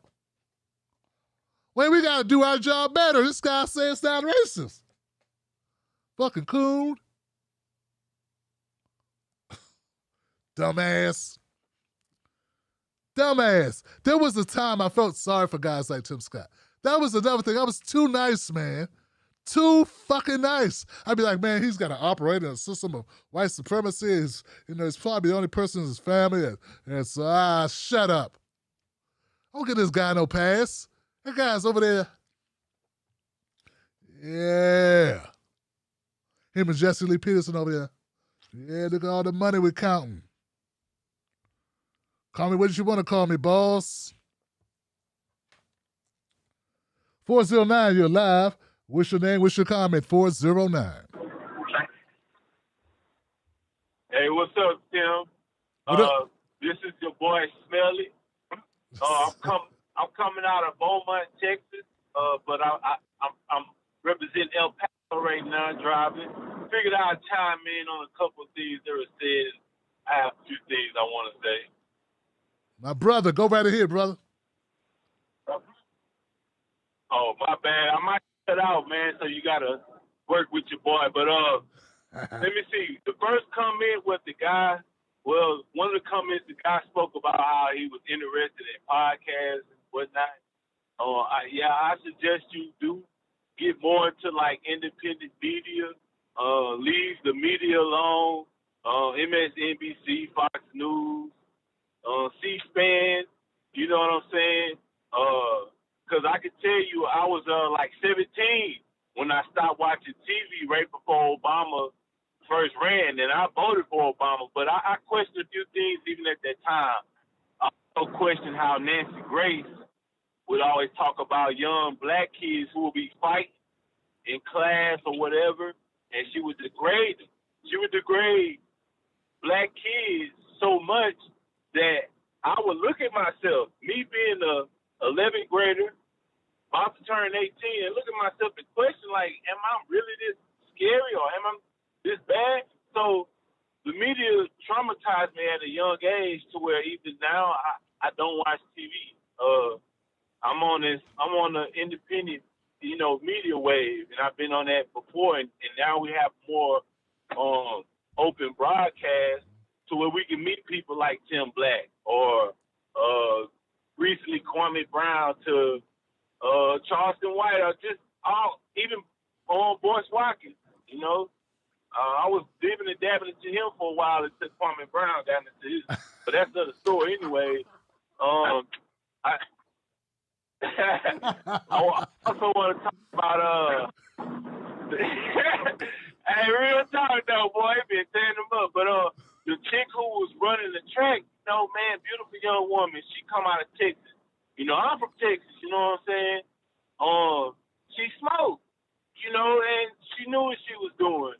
It's unfortunate, but I don't know. I can't say she was coping with marijuana because of the loss of her mother, but I don't believe that, because, you know what I'm saying? Hey, we got mechanisms, but I ain't never seen, I don't know. You know what I'm saying? But I don't know. She knew you're not supposed to give these people an opportunity to catch you like that, man. You great. You there. You know what I'm saying? They probably did a hair follicle or something. I don't think they piss test. I think they hair follicle, and they called her that way. You feel me? And they probably, and it's unfortunate. Very young, talented, fast. Man, this girl, she was going to tear him up, and she gave them the opportunity. You don't go against the grain, you go with it whenever you cut your hair. You go to the barber. You don't want the barber to go against your hair when you get your hair cut, you're going to lose your wave. You know what I'm saying? So go with the grain. Learn the system and go with the system. Yeah, so I think what else I wanted to bring up? One more thing. I'm sorry, guys. But it was very important because I was listening to the old school who was talking about how he was in Vegas. He had to go perform. And when it's time to show up, man, you got to perform. Because those people ain't going to be worried about what you got going on in your life, you know? And, man, she left herself wide open, man. I hate to see it, man.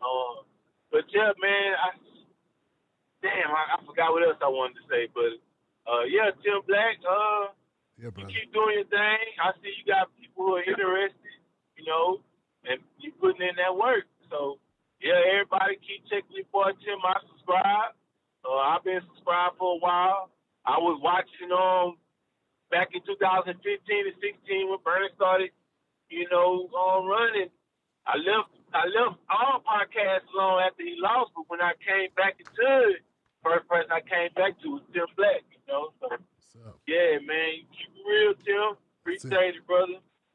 That's it, Snelly from Beaumont, Texas, man. Going through Texas right now, driving his truck, doing his business, man.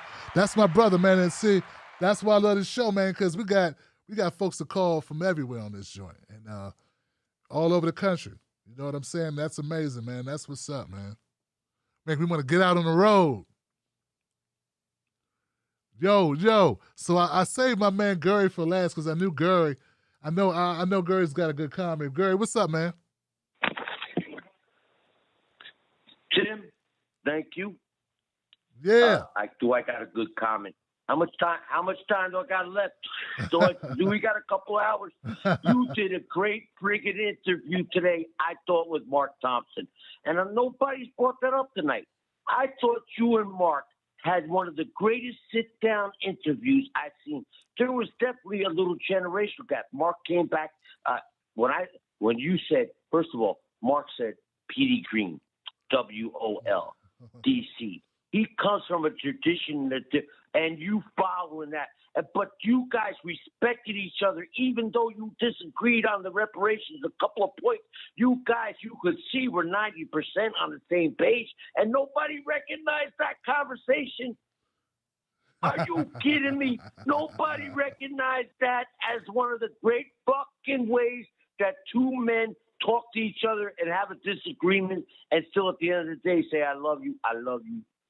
Are you kidding me? If we don't learn that's the way to have a debate and an argument and a disagreement, then we've learned nothing in this country. That was one of the greatest fucking interviews I've ever seen. And don't let nobody tell you different, bro. I've watched a lot in 57 years. And you guys were like, he was like, okay, he's a little old. He's like, well, Tim, when I had to go through this shit, you know, he didn't have the internet, did he? You know? I don't think so. And you had the, right? Right. So he grew up Petey Green, all right? Petey Green, Jesus Christ, Petey Green made an impact in D.C. when he just had a radio station. Mm-hmm. That was it. There was no Sirius radio. There was no other. When Petey Green was listening, are you kidding me? You guys are in the same thing. You guys sat down and talked together like that, it was friggin' as real as could be. It's like I said, okay, and I saw you said, Mark, I don't agree with some of that, but there was never disrespect. There was you respected each other because you knew you had the same destination in mind. You might have had different ways. It's like the husband and wife pulling over on the side of the road. How do we get here? Well, I want to go this way. I think I might take a left or right. We're both going to the same place. That was for real. You both were going, but you just had a different direction. That's beautiful that you guys could talk respect and not blow up because, well, I want to go left. You want to go right. We're going to the same place. We're going to fucking end up fucking leaving the car right now and walking because neither of us can get along. That was a beautiful way for two men, two adults, two wise people, two freaking generations to get together and have a conversation. I mean, that was the most powerful thing about that is that you could see Do you want to be with everybody you agree with every day and says, I love you, I love you, I love you, everything you do? Nobody wants to. Yes. You guys spoke to each other like, okay, I came from this, but you guys fucking were on the same, you had shared the same values. That was such a powerful interview. It should be in high school as a mandatory freaking interview for people to watch how to debate when you disagree, how to have a discussion when you disagree and not lose respect. I mean, to me, that was the most important thing about. And I thought, why did that work out? I saw the comments from the trolls, and they're beating up on Mark Thompson. And I'm like, I'm listening. It's 10 minutes. Haven't heard nothing really much he said wrong.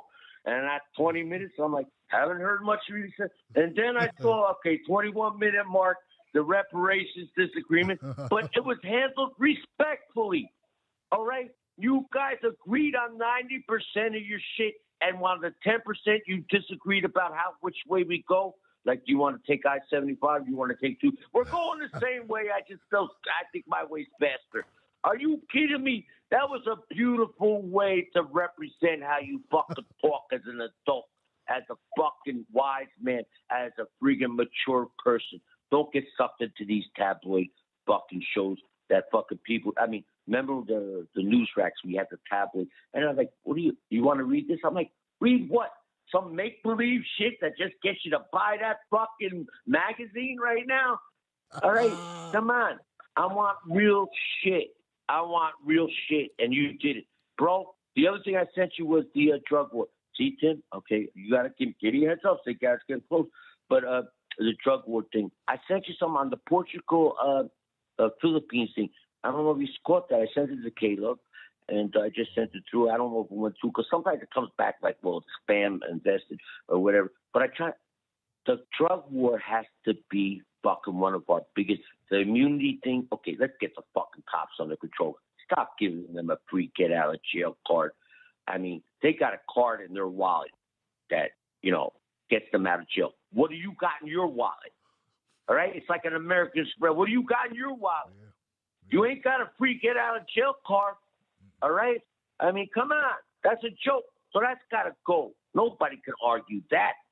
Well, you know what? I never saw this incident arise before, so it never happened in my county, and I didn't know how to react. And since it never happened in my county, and there's no record of it, I could just act a fool. No, it's common sense.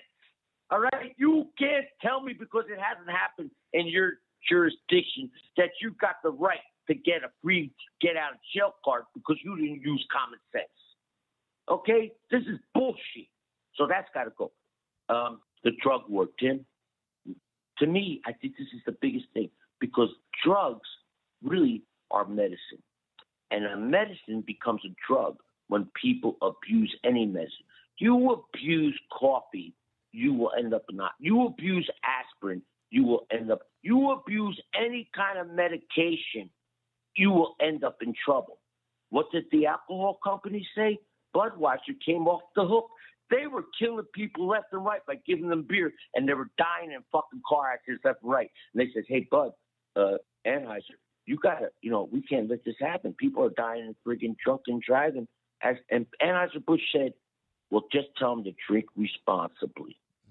Are you fucking kidding me? If that's the fucking case, just tell everybody to do everything responsibly. That got you off the hook for one of the biggest killers in this world. It's hypocritical, the drug situation. And why is the drug situation so big? Because there's money in the illegal drugs. Al Capone was one of the biggest bootleggers of all time. He said, he paid guys to keep alcohol illegal. They says, well, I thought he made his living off alcohol. Why would he want it illegal? Because when it's illegal, he made 20 times the profit. All right? Yeah. When you make it legal, there's no profit. When there's no profit, there's no pushing. When there's no pushing, there's no all right? And if people want to look up Portugal, what they did, 190 plus countries in this world, Portugal was the first country that says decriminalize drugs, just like 20 years ago. I pulled it up. I said, did anybody come up with this that is hypocritical to say one man's medicine is better than the other? When I see a guy drink a bottle of Jack Daniels and he loses his mind and can't remember where the fuck he woke up, how is that legal? How is that legal? But you're telling me this guy can't go to the store tomorrow and get some fucking opiates or cocaine? I'll tell you what, the kids are going to find something tomorrow. If you make everything illegal tomorrow, guess what's going to happen? People are going to go to hardware stores and get glue and come up with Frankenstein medicine. It's been proven that people will find a way to satisfy their mind and their pain. Put it on the table. Portugal did that.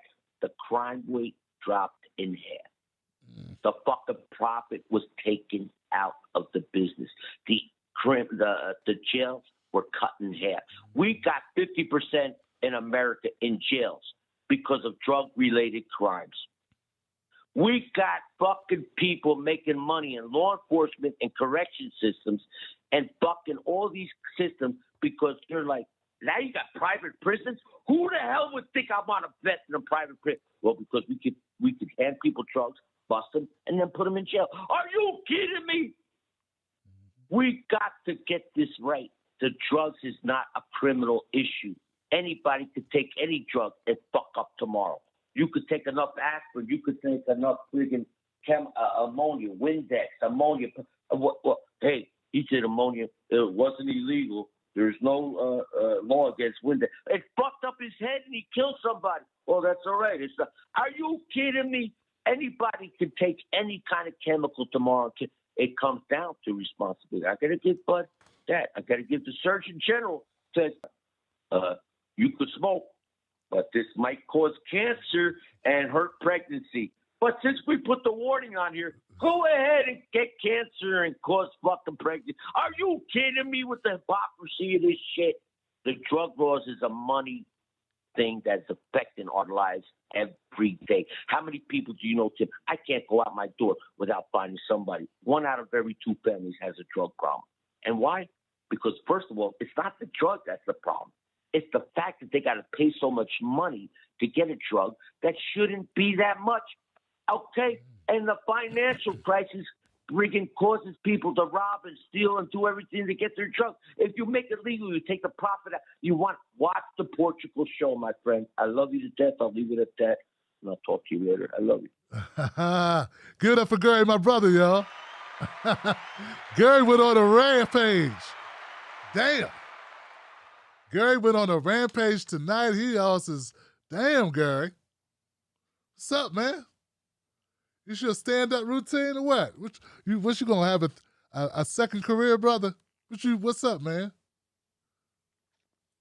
Gary is something else, man. One thing about Gary is he means whatever he's saying. No, listen to me. Come on now. No, this is crazy. Gary, I just want to know if you could pass me the salt and pepper. I was going to grab salt and pepper, and you guys look at this damn salt and pepper and put it in the thing. And then the sea salt, Gary. Hey, it's sea salt. It's a great sea salt. You gotta take grease and salt.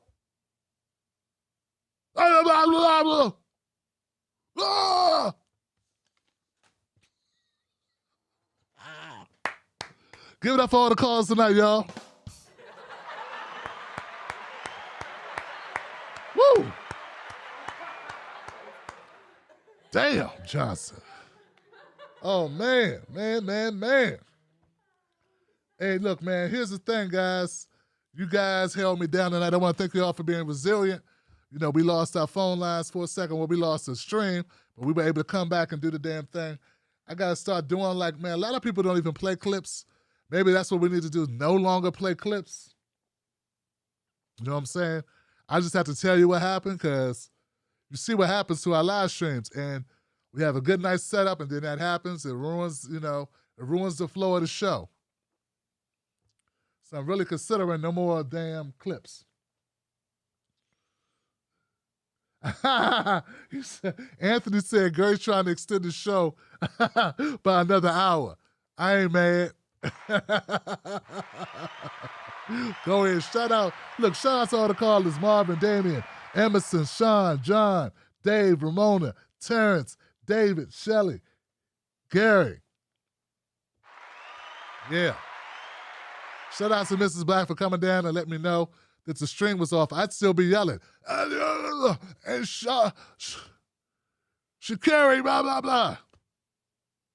And I was going, you guys had no idea, man. I was really laying into it. I was lit. She came down here. She was so sad to tell me. She's like, baby, the stream is off. I was like, what? She said, the stream is off.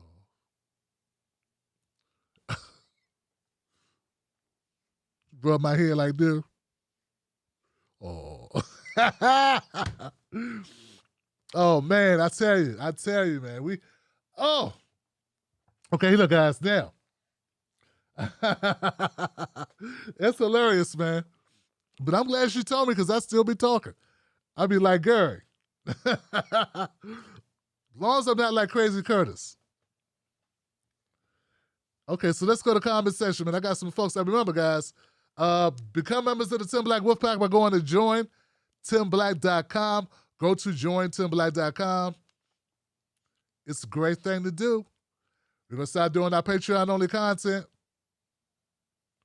That's what's up. It's going to be the shit. Because it's a private conversation. I ain't got to worry about everybody hearing it. Yeah, Johnson. I got some things to say, Johnson. All right, Kim. Britney Spears' emotional display got her nothing, Johnson. Not sure it would have helped Sha'Carri either. She said nothing happened. The thing is, well, I understand your point. But it did help her in the eyes of public opinion. You think it was to help get her something out of court, or did it get her something in the eyes of public opinion? Come on now. I think it helped her. I think anytime a white woman cries, it's going to move some people.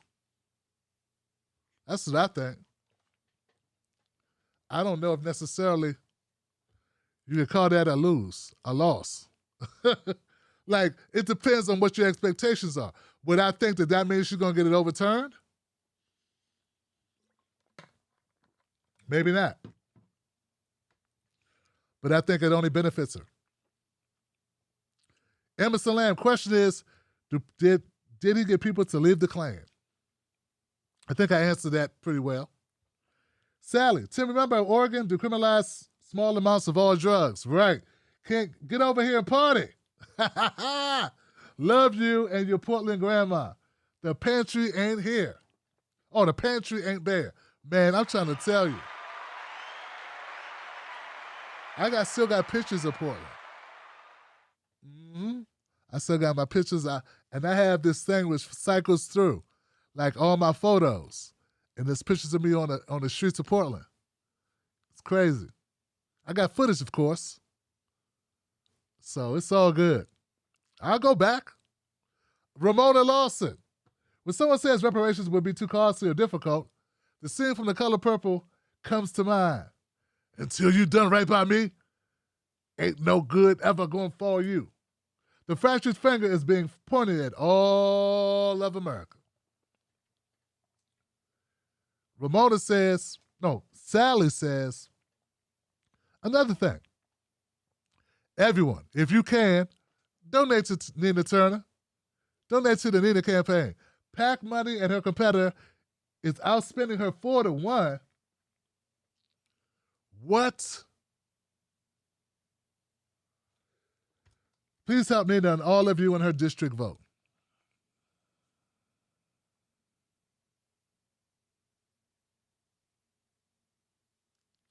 I didn't hear that, Sally. You said 4-1? PAC money from her competitor is outspending her 4-1. Damn, Sally.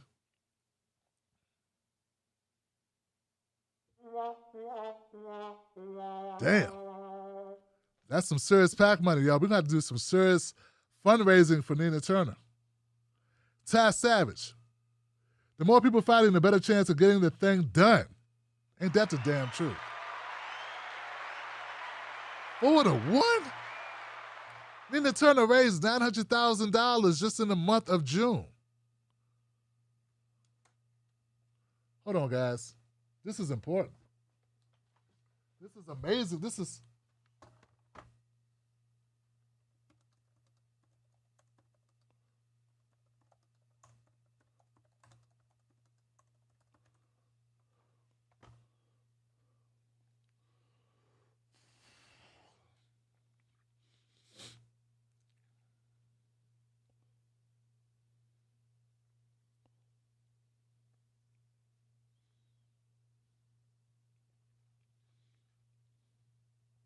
Okay.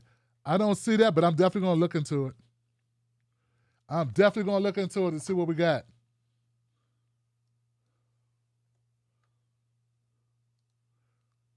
Sorry, guys.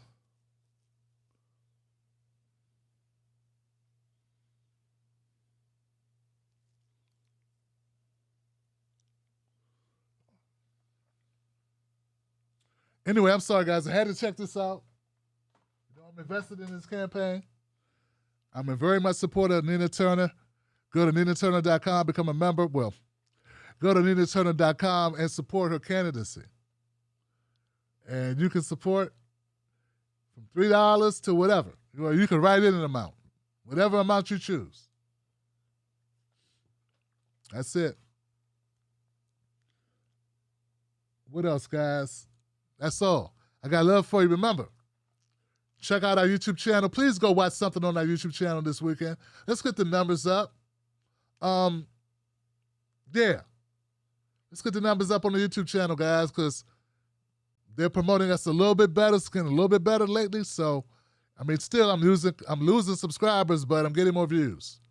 So, all my old people that are upset that I talk about black issues, they're leaving, but I'm getting more views. So I think at some point, the algorithm will find people who care about these types of issues more and more, and we'll grow and we'll keep growing and we'll keep our mission going. So that's all it is, man. We gotta stay together, Johnson. Keep it real. I'm on my job. You do your part. I do my part. We work this shit out. Wolfpack. All right, y'all. I want to thank my moderators for doing this, doing what you do. I appreciate y'all. Real talk. Both parties suck. Hashtag both parties suck. Hashtag Tim Black's Wolfpack. Hashtag Johnsons. We're all Johnsons. Yo. That's what's up.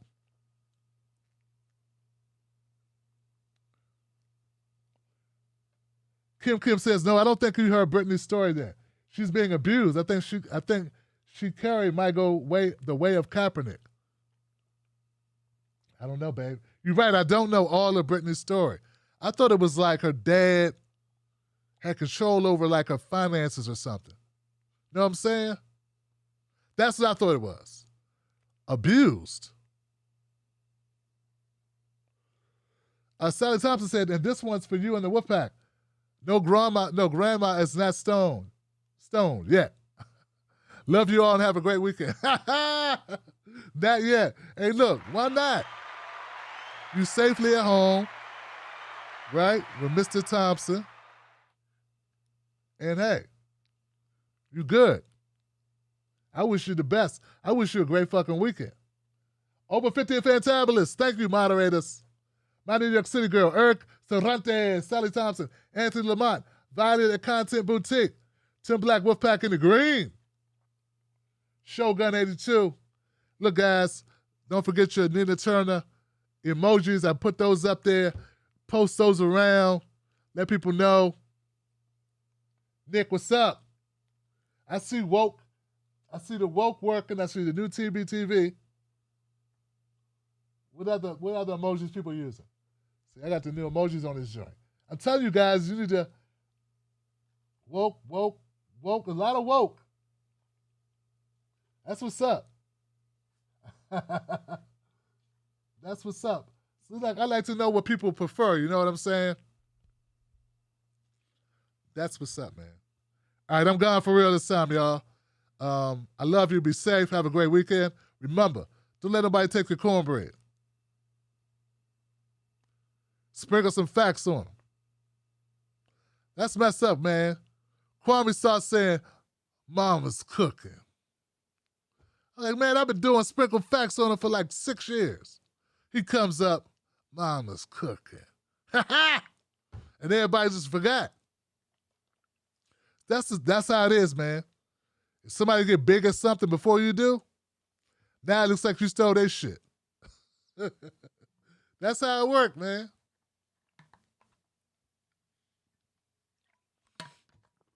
That's how it works.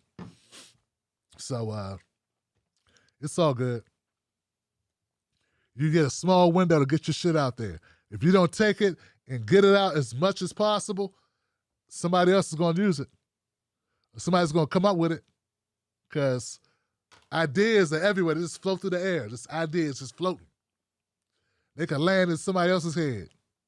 And that's all she wrote. Yo, somebody said something about edibles.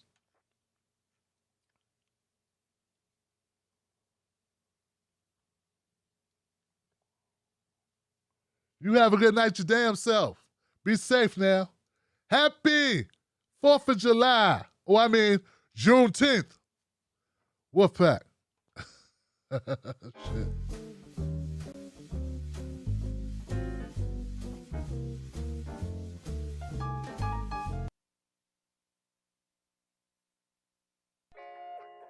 Let me ask you something. Do they know us? When I say they, I mean the talking heads on cable news. Do they know you? I mean, they talk about the world as if it's a sport. They play political games, report on our pain, rack our brain to feed the stock exchange, but do they know us? Do they know what we care about? Nope. They're too far away. They can't see us. They can't feel us. They can't relate to us. See, when you want to know what's going on in your world, trust someone who lives in your world. Subscribe.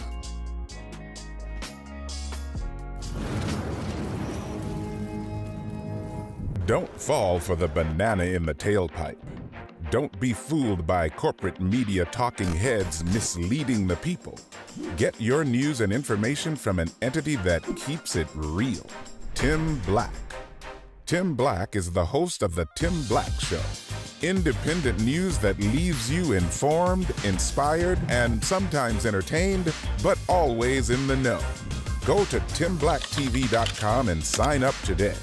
The Tim Black Show is news for people who can't stand the news. See you there.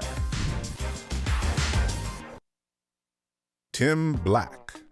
Tim Black is the host of The Tim Black Show. Independent news that leaves you informed, inspired, and sometimes entertained, but always in the know. Go to timblacktv.com and sign up today. The Tim Black Show is news for people who can't stand the news. See you there.